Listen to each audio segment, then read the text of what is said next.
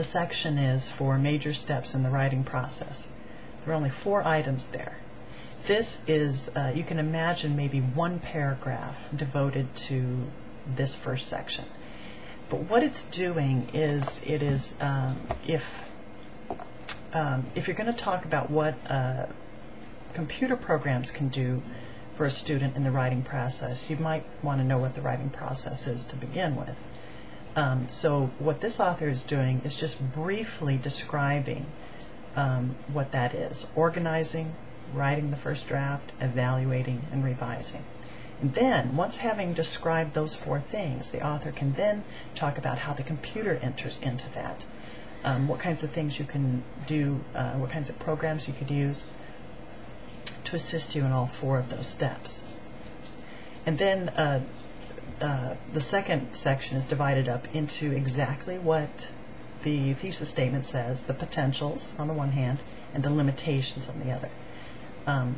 I find this outline interesting, especially when it comes to the negative features of some programs that are used in writing. And you know, the more common ones you find in Microsoft Word have to do with correcting your grammar, your syntax, and your spelling. The spelling program works great. The spell check, I should say. It works great. The only thing you need to know is that is to know which of the correct words they're suggesting should be used instead of the one that you've misspelled. It's not going to catch things like the 3 different spellings of to, the 3 different spellings of there, those types of mistakes. But if you have done a typo, it can fix that rather well. I usually recommend that students be really careful with the grammar check. The problem with grammar check is that if it thinks you have possibly made a mistake, it will throw the rule out for you. I remember one of the first times I used the program, it was suggesting things constantly. I had used the word accept instead of accept, and it said this word is often confused with accept. I don't remember what else it said, something about, are you using the correct word? Well, I knew I was, so I clicked ignore, ignore, ignore. But I found myself, as I kept going and having these, the window pop up with suggestions, I thought that the same thing happens when students are using that program. So just a note for you: use the spell check, trust it 90% of the time. The grammar check, be really careful. If you know the rules of grammar, you'll know what to do when it offers a suggestion. Otherwise, I would just leave it out altogether. You might want to rely on the edit list that I talked about last Monday. Okay, got slightly off topic, but in any case, you can see that topic number 2, which is talking about the programs used in editing, goes into a lot more detail. The last section is the future possibilities of computer programs for writing. I think one of the things this author talks about is how sometimes students rely too heavily on these programs to fix their writing instead of learning how to spell, how to write correct grammar, and how to write efficiently. So, and this is all a good part of the discussion. So, and I still have the list of topics that we went over when I was asking you what you wanted to write on, and I know some of you have changed your topics. I apologize if I'm referring to your previous one, but I did want to use some examples from your topics in this regard. April, you are going to write on the effectiveness of the AA program, and this is actually a perfect example of how you can organize your outline in a way similar to outline number 2. Most people in America are very familiar with the AA program. They are, you know, if they were to hear 12-step program, they would immediately associate it with AA. They know that there are weekly meetings, accountability, you have a a mentor or a partner, that sort of thing. So what you can do is do exactly like outline number 2. Start off with just a brief description of AA, and you can use language that that tells your reader that you recognize they may be already familiar with it. You can say, as most people know, and then carry on with your description. You won't spend a lot of time describing AA, but rather spend a lot more time talking about proving its effectiveness over other types of similar programs. And that was what I understood to be the point of your paper. So that's just one example. Okay, let's go back to the slideshow. So slide number 4. Most of you, the overwhelming majority of you, have already done all of these things, but these are things that are important to do before you start writing your outline. Determine the purpose of your paper, determine your audience, and develop your thesis statement. Most of you have already done that.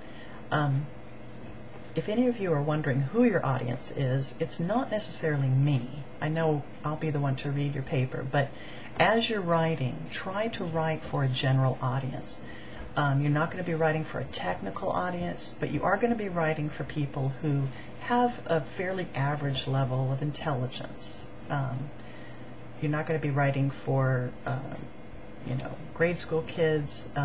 You're not going to be writing for people who aren't familiar with American culture. So try to think general audience as you think of that. Slide number 5. This is the process of writing your outline. The first thing you want to do is brainstorm all the ideas you want to include in your paper.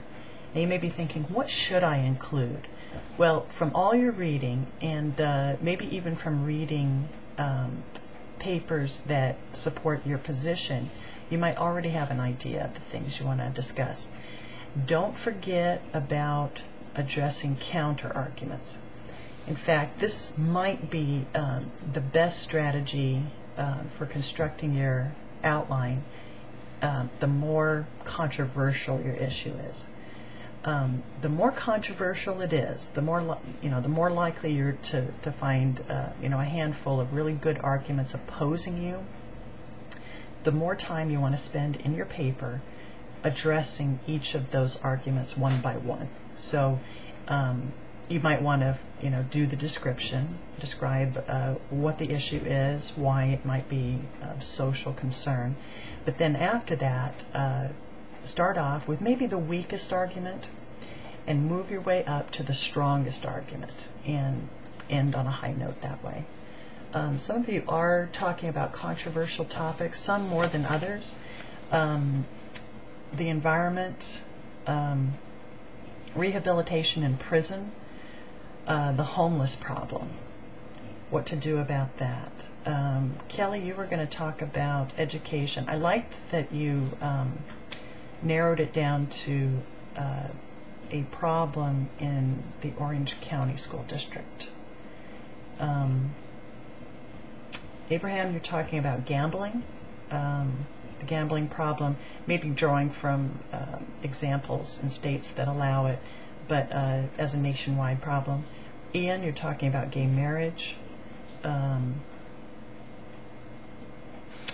Looking through the rest of these, I don't really see highly controversial topics other than those, except for maybe yours, Thomas. You talk about tougher laws regarding gangs. One thing, Thomas, for you to keep in mind is to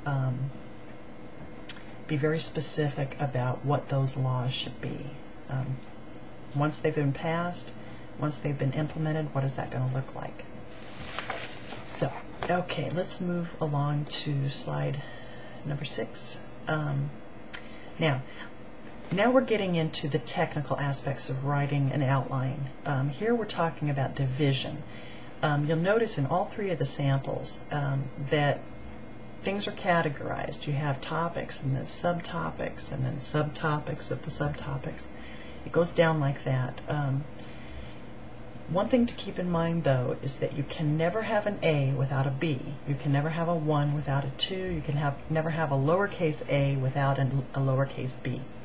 So if you can remember that as you're uploading your outline to the thread, and you start taking a look at other people's outlines, if you notice that they do have that, maybe one item without another, without a corresponding one, you can pop them a message and let them know that.